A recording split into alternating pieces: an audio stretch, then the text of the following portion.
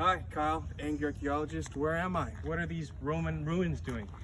Well, actually, I'm located right now in Canada, Toronto, Canada, and this is what's known as the Guildwood Park. See, in the 1920s, they were tearing down a bunch of buildings, and a rich, sophisticated woman decided to preserve a lot of the Roman facades that were built in the 1920s and before, late 19th century in Toronto. So there's just this park in Toronto that's full of Romanesque ruins and facades of buildings that were preserved from the old downtown core of Toronto. So it's fascinating. So I just wanted to make a short YouTube video, which will be out later in the week, about education. I made a Roman tablet.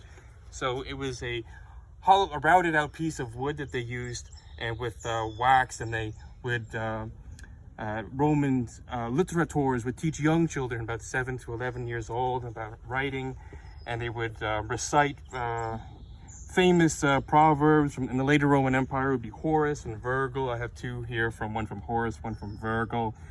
We're going to get into what those mean, and Roman education in general, writ large.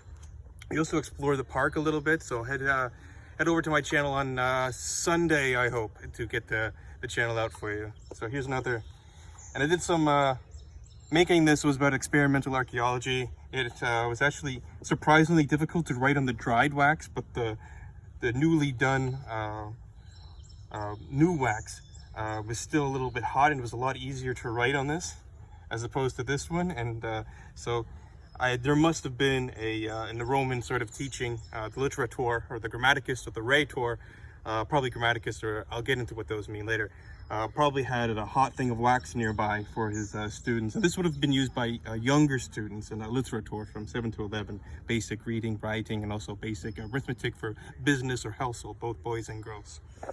Thank you. See you Sunday.